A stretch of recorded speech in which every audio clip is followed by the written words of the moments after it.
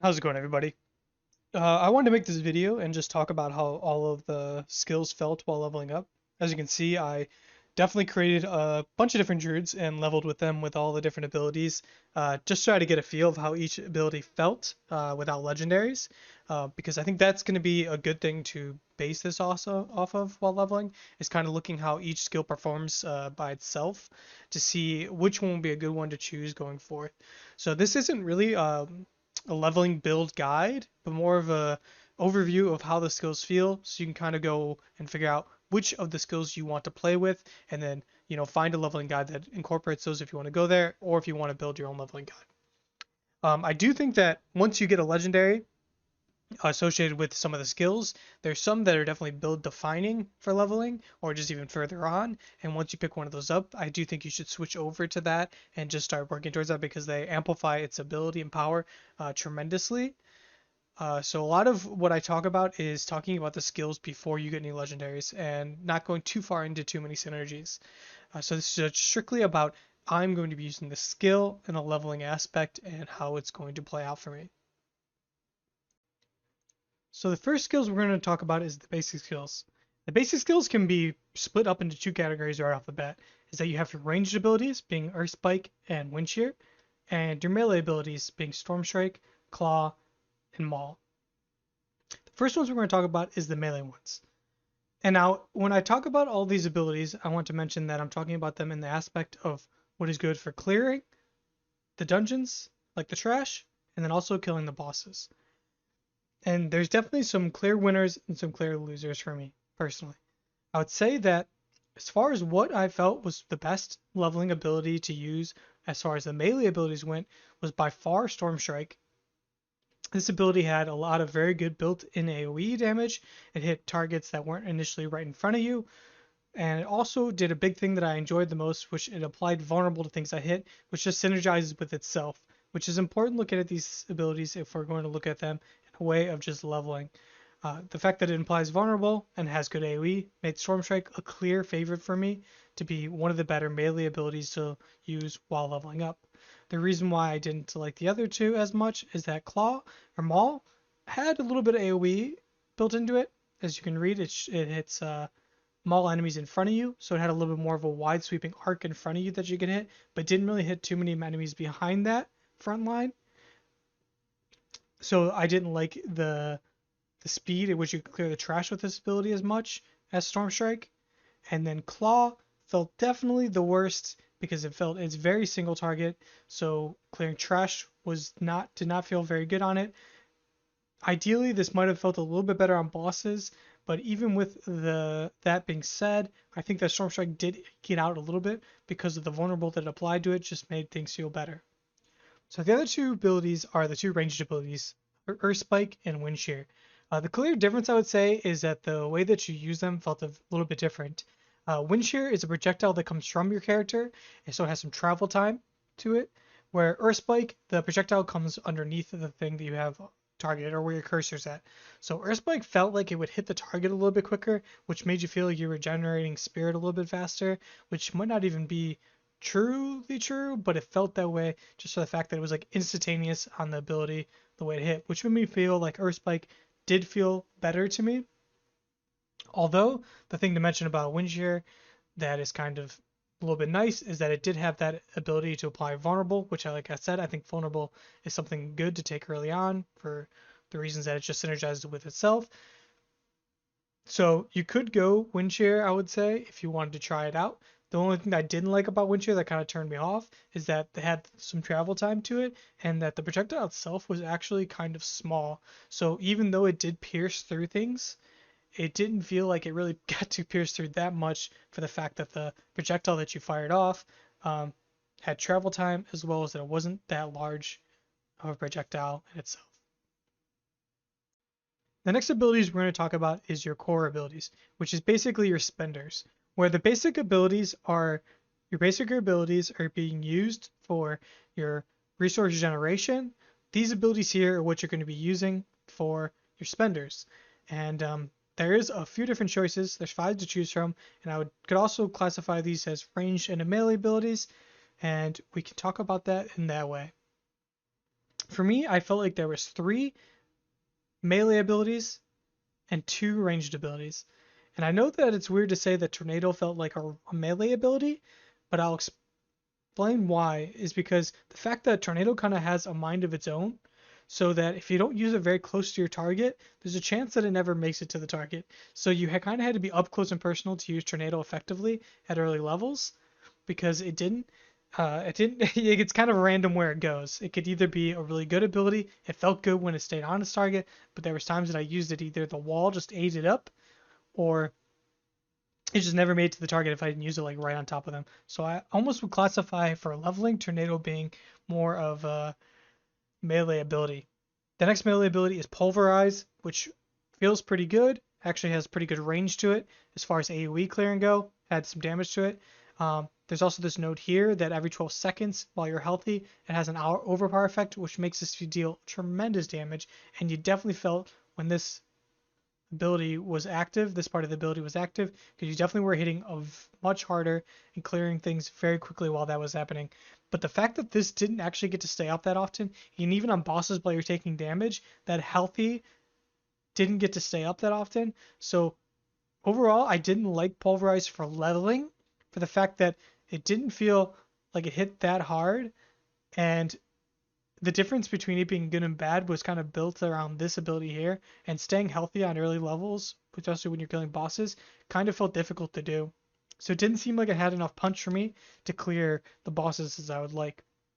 The last melee ability is Shred, and I would say this is probably my favorite melee ability for leveling up if you're going to go with one of these melee abilities. Mainly because it's a 3-part attack, so you're getting a lot out of your spirit cost of being 35 because you cast it once. You get to hit 3 times. Felt pretty good for when you're as far as spirit generation going on. And the fact that it had this ability here, which is its 3rd node, and it's applied poisoning, which helped me a lot, I think, through killing the bosses. Like once you got the poison up, you're doing that 51% additional damage. Helps you when you had to kite around for a few encounters, and you can go back in, apply your poison, and go on. And it felt like it was actually very impactful. So this ability Shred actually felt very good for early leveling. And if you wanted to go a melee ability, I definitely would say lean towards Shred just to start off with leveling. And then there was 2 ranged abilities, Landslide and Lightning Storm. Lightning Storm was actually kind of cool to use, but it felt pretty bad on bosses. And Lightning Storm is interesting because how Lightning Storm works is that you kind of have to channel it. And as the longer you channel it, the bigger the lightning storm is and how many strikes you get off. And the big thing to notice is the second note here where it says the size of your lightning storm is preserved for 4 seconds after channeling. So you kind of had to do this trick where you would lightning storm twice, then you'd get your basic skill in to get some spirit regeneration, and then you lightning storm twice, but you had to do this all in the window of 4 seconds. So when you're going and moving quickly, it felt like you were able to keep this up at its max stack where it was just doing big lightning storms. But as soon as that fell off, you had to spend a lot of time rebuilding it up. And that was actually even more difficult while you're on bosses, especially ones that make you have to like walk away from the boss and kind of like step away so that you couldn't hit it and you couldn't keep your spirit up. And the thing to notice also is like Lightning Storm roots you in your place. It's a channel ability. So even though it did feel like it had its cool aspects to it, it didn't feel that great to use while leveling. So the last core skill we're going to talk about is Landslide. Now this probably felt like one of the best abilities for me to use, especially if I was looking for a ranged ability in my core skill. Um, it had the biggest damage being the 75% of the damage, so it definitely felt impactful that way. The AoE on it was pretty decent, easy to hit as far as the targets go. But the biggest thing I want to mention about this is the fact that it had very good critical strike damage with it. And the fact that this worked if you were hitting immobilized and stunned, it had the caveat of saying that it also works as on bosses. They have a 10% chance to give you that hit. So even though, we talked about bosses can't be immobilized or stunned, this had a backup plan, so you were actually feeling like your terror motes were being gathered, so you were even critting on this ability. So it was not only with the hardest hitting ability just in general by being 75% damage, it had the crit element involved that seemed pretty reliable. So the next set of skills that you get is your defensive skills. And I would say that there's a clear winner here for me personally about which one I preferred the most while leveling. but we can look at all of them and talk about them briefly. The first one is Earthen Bulwark, and it just puts a barrier around you, absorbs 45% of your base life, gives you a barrier, which is kind of nice, especially if you wanted to use the ability without really knowing. You just click it, get your barrier. Felt pretty good if you knew what was coming up. But the big reason why I really like this ability, and it was actually my favorite, is the fact that this is the first ability you can get that can give you unstoppable while active, and you can actually use this in response to being CC'd. So if you get CC'd, you can press Earthen Bulwark, which gives you unstoppable, which takes you out of CC. So I think while leveling up, especially when you're not going to know a lot of all the encounters and what's going to CC you or not, so you might not be able to dodge things that easily, having a get out of jail free card in the way of Earthen Bulwark felt like the way to go personally for leveling. The other three abilities weren't necessarily bad, but they weren't really my way to go as far as leveling goes. Cyclone Armor didn't feel really impactful at all. The 10% non-physical damage reduction, I didn't really notice any difference. I'm sure later on this ability might have more uses, but definitely wasn't my favorite. Bloodhowl was probably like the second favorite one that you could pick. The fact that it just gives you like an extra heal, and the cool thing about it is that you can get a node that basically reduces the cooldown of Bloodhound on the kills that you get, so you can actually spam this quite a lot while you're clearing trash. So staying healthy while clearing trash can be good to use having Bloodhound. It also has like a built-in spirit generation, also possibly attack speed increase. So Bloodhound was definitely offensively on just like going go go. I think Bloodhound actually isn't a terrible choice. Just I kind of valued the ability to go unstoppable this early as like making Earthen Bulwark a very good choice. And the last one was Debilitating Roar. It has a long cooldown. It decreased the damage up by 70% for 4 seconds, which is a lot, I would say, but I didn't feel like I was able to get a lot of out of the ability in an effective way. It also has a heal component to it if you'd like as well. But I didn't feel like while leveling I was able to get the best use out of Debilitating Roar. So overall, I'd say Earthen Bulwark is probably the clear choice to use while leveling. So the next set of skills is the companion skills. There's 3 to choose from in the way of wolves, poison creeper, and ravens. I do want to mention right off the bat is all 3 of these abilities, as far as their passives go, don't do that much damage. So I wouldn't really choose any of these abilities off of what the passive is about you. For this one, you have 2 wolves that bite enemies for 7.8% damage. Doesn't do a lot. The poison creeper randomly applies poison to things. This actually was probably the best passive out of all of them, but still didn't feel like it was super impactful. And then this one is that one fly flies around you and periodically attacks your enemies for 13% every 5 seconds. Also didn't feel that good as far as the damage goes on its passive. So when you're choosing these abilities for leveling up, I wouldn't look at the passive abilities as the reason to choose either one of these. The next thing to look at would be the more active abilities. So the active abilities definitely differed in their impacts, I felt. Now for single target, Wolves probably the best one. It just gave you instant damage, 14 seconds, 110%. That's pretty good damage for Druid skill, but it was like a one hit. They go in, attack, and that's it. I also want to mention Wolves is the only one out of these 3 that can die while you're fighting. I was fighting bosses and Wolves were dying left and right. Not that often, but they were dying, and then when they were dead, you couldn't use the abilities. So Wolves definitely felt like the worst sort of leveling ability for me. Ravens, the active on this is that the target area is swarmed with ravens, doing 160% damage over 6 seconds. This was probably the second best ability to use while leveling. The problem with this one was that you'd put the AoE down, and then the boss would just walk out of it during the 6 seconds. So you wouldn't get the full uptime of it. So if they did stand in the spot, it did actually feel like it was doing a lot. But as soon as they walked away from it, you kind of felt like you got cheated on your 15-second cooldown. And the best ability by far for leveling felt like Poison Creeper. Like I said, the passive was the best out of the 3. It definitely does the most damage. And then the active also felt like it was the most impactful. The fact that you press it, instantaneously applies the poison, and it's good for applying the poison on the bosses, or also applying applying the poison on all the trash. So it definitely felt like when I used this ability, it felt like I was actually like making a difference to make things move faster and do damage. So the next abilities that we're going to talk about is the Wrath abilities. It's the next set of abilities that you get, and they're all kind of different in their own way. They're all still cooldown based abilities, so they're not going to use your resource generation, um, like your core skills, but they do damage, and they're all different in their own mean. So the first one we're going to look at is Hurricane, and this just forms kind of like a little bit of a air mist around you while it's active for 8.4 seconds.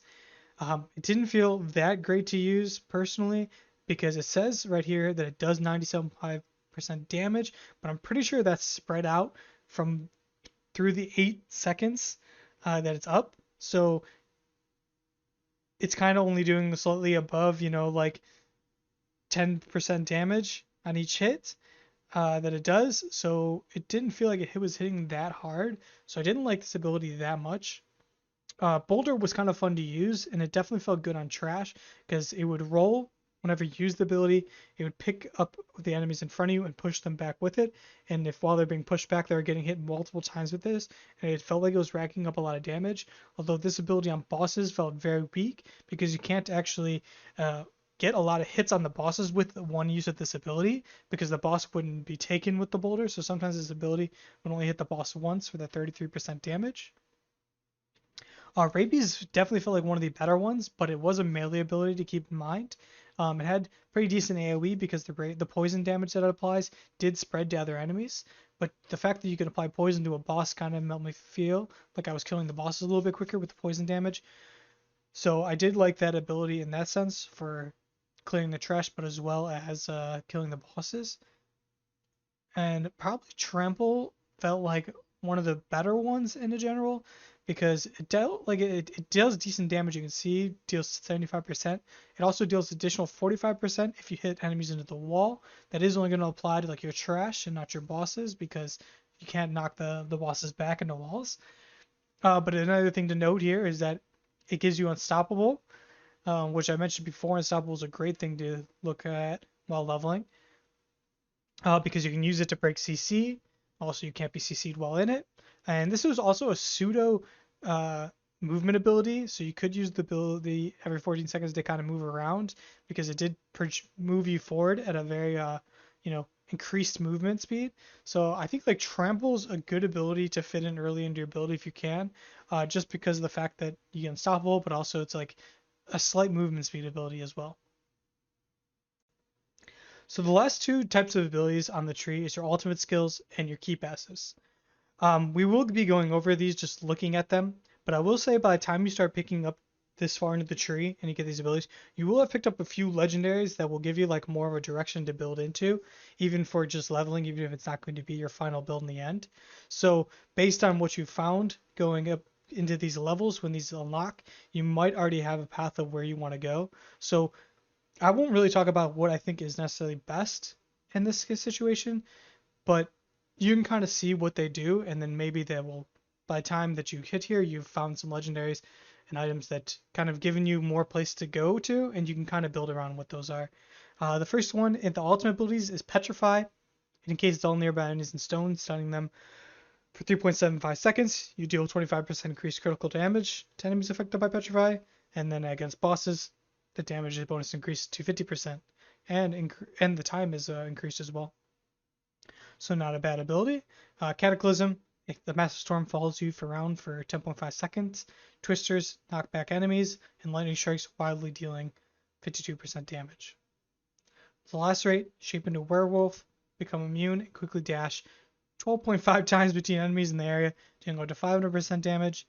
And then you have a Grizzly Rage, which I believe this is going to be a very good ability in the end game if you wanted to make builds around it. You shift into a dire werebearer for 12.5 seconds and you gain bonus damage, damage reduction, and then also it just ramps up in itself and you can keep the duration going by getting kills. And then you have your key passives, and these key passives is kind of what you're going to build around. So basically, whatever build you're going is going to be defined a lot by where your key passive take you, and vice versa. So like I was saying, I wouldn't look at these as like a leveling abilities per se, because you might have already picked up a few legendaries that have altered your abilities and pushed you in a direction while leveling, and you kind of want to pick the key passive that would go towards that. You have one that's more storm focused. Storm skills that you cast grant one spirit, and they deal increased damage to vulnerable targets. The Nature's Fury one, which allows you to get free skills on a 20% trigger, but it would affect the opposite skill. So if you're casting an Earth skill, there's a chance to trigger a free Storm skill, and then if you're casting a Storm skill, you can sometimes get a free Earth skill. Earth and Might is more Earth focused, playing off of Lucky Hit. Damaging enemies with Earth skill has up to a 5% chance to restore all of your spirit, cause your attacks to be guaranteed critical strikes, and then it's also this chance is increased by your critical strike if you critical strike, and then also if the target is stoned or immobilized. And then these other three are more based around shapeshifting, werewolf or bear, or using both. One is for the werebear. You gain 20% additional maximum life while in bear form, and after leaving, and then while you're healthy, you deal more damage. And then you have Bestial Rage. This one's basically being if you're going to be shifting between the two forms a lot, you get 20% additional attack speed or 20% additional damage. And then Looping Ferocity is more where wolf focused. Every 6 strikes, you crit guaranteed for 60% increased damage. So I would say that a lot of these end abilities, the ultimate and the key passives, you kind of going to want to go where you're headed with the legendaries that you find while leveling up. Obviously, as while you level up, to 50, and definitely before you get to the Paragon boards, you're definitely gonna want to know like where your build is heading in general, and that's kind of where you can make bigger adjustments on where your build's going. And some final thoughts about this is I just want to reiterate again is that all these abilities, I was kind of talking about them in a way without any legendaries, using them for strictly leveling and a vacuum of themselves, on what would feel good to use while leveling and how they felt. I will be putting together some more guilds that will be for leveling, that have a little bit more synergy involved in the way they work together. And I also want to look at some end game builds so that you can move towards the end of the game. So keep that in mind. I do plan on streaming on Twitch at twitch.tv/shwids. You can see that in the description. I also will be posting some more content to my YouTube, so make sure you guys subscribe. And I hope you guys enjoyed the video. If you guys felt there's anything you want to mention, just leave a comment and let me know.